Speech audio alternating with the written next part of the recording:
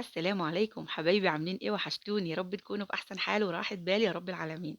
هعمل النهارده مع حضراتكم صينيه بسبوسه سهله جدا، ولا حليب ولا زبادي ولا عسل كلوكوز، واقل كميه سكر هنعمل الجمال ده كله. مشرفه جدا وسهله وبسيطه، بس التزمي بالخطوات هتعملي احلى صينيه بسبوسه بكل سهوله. واي سؤال هتلاقي رد عليه في الفيديو ان شاء الله، بس ما تنسيش تسمي بالله وتصلي على الرسول زي ما اتعودنا عليه افضل الصلاه والسلام.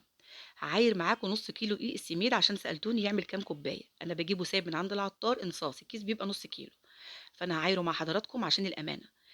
عمل معايا أدي كوباية والتانية وعمل التالتة إلا معلقة. يعني نص كيلو دقيق السميد للناس اللي بيبقى عندها كمية كتيرة. نص كيلو دقيق السميد 3 كوبايات مج الشاي إلا معلقة كبيرة، أهو زي ما حضراتكم شايفين. تمام. هنضيف عليه ايه بقى؟ بيبقى ناعم. هنضيف عليه ايه؟ هنضيف عليه شويه من الملح صغيرين، ربع معلقه. نص معلقه من البيكنج باودر لحبايبي اللي ما بيعرفوش يعملوا البسبوسه من غير بيكنج باودر. مش هزعلكم، ماليش بركه الا انتم. وعليهم معلقتين كبار من جوز الهند الناعم. كده خلاص خلصنا السميد. هنجيب بقى الصينيه مقاس 30، انا قايساها بالمسطره اهي قدام حضراتكم، ودهنتها بالسمنه كويس جدا وركنتها. نص كوبايه من السكر بس، ده اللي عايزاه من حضرتك. هنحطه في حله فاتحه ونكرمله. يفضل السكر يكون الفاتح اللي حبيباته فاتحه عشان ما يتعبناش في الكرمله. نص كوبايه بس. اول ما يبدا ان هو يسيح كده من الاطراف هقلبه، ويفضل بمعلقه خشب بلاش الالومنيوم عشان جربتها كتير وبيكلبش السكر فيها وبيتعبني جدا بصراحه. فالخشب احلى حاجه، والحله الالومنيوم او الاستانلس احلى حاجه لكرمله السكر، لان بتبين لك لونه كويس قوي، وما بيخلوش يغمق منك من غير ما تاخدي بالك، ويخلي البسبوسه مرمله. ده في ثواني يعني، ما بياخدش حاجه. ههدي النار بقى كويس جدا، وهجيب كوبايه من الميه المغليه. الميه لازم تكون مغليه، وهنزل بيها مرتين ثلاثه. اللهم اجرني واياكم من عذاب جهنم. هقلب بقى الميه مع السكر، وههدي النار جدا. يعني انا مش عايزه الميه تاثر، مش عايزه الميه تغلي عشان الكميه بتاعتها ما تقلش. قطعه سكر كده دوختك وما دابتش، شليها وارميها. هضيف كمان عليها كوبايه الا ربع من السمنه مسيحاها. سمنة تكون سايحة، مش دافية مش مشكلة، سايحة مش المهم كوباية إلا ربع. خلاص كده الخليط يعني أخد وِدّة مع بعضه كده دقيقة. مش عايزين المَيّة تأثّر يا جماعة، أنا عايزة كوباية المَيّة تبقى كوباية مَيّة. اوعي بقى تجيبي الحلة كده من على النار وتضيفيها على السميد، لأ إحنا هنسيبها على جنب. أنا طبعًا عشان باصوّر فعشان كده عملت الخطوة دي بعد دي على طول.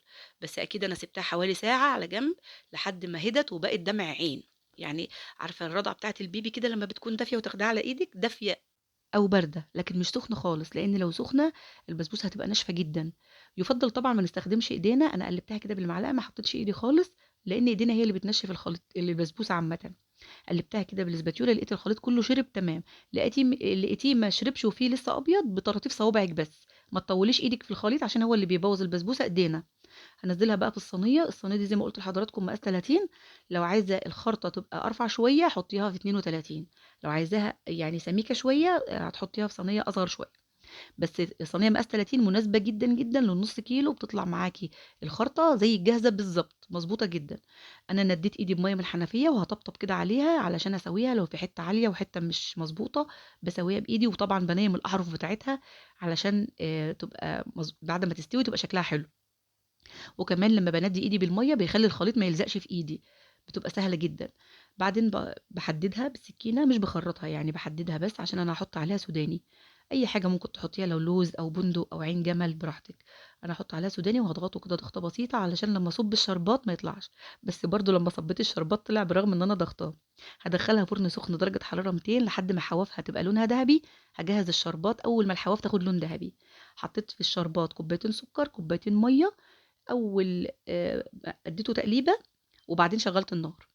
باسيبه يغلي، باضبط الموبايل على 7 دقايق أو 10 دقايق، مش أكتر من كده.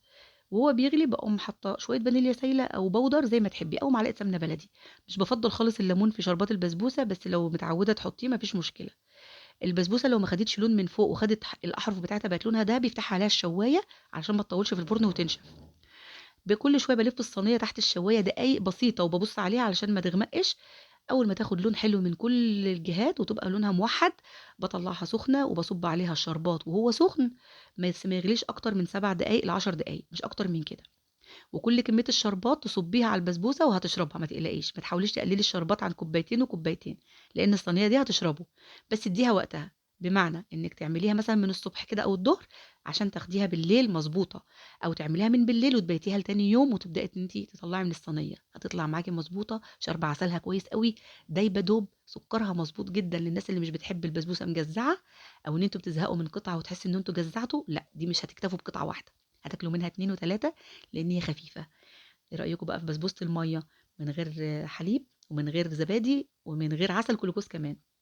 اعملوا بقى شير لاخواتكم واصحابكم وحبايبكم عشان يجربوا صينية البسبوسة دي وانتم كمان جربوها، وان شاء الله التزموا بالخطوات هتعملوا احلى صينية بسبوسة سهلة وبسيطة جدا وتعتبر اقتصادية وناجحة معاكم من اول مرة. ما تنسوش لايك ليا ومتابعة، واشوفكم ان شاء الله فيديوهات تانية في حفظ الله ورعايته.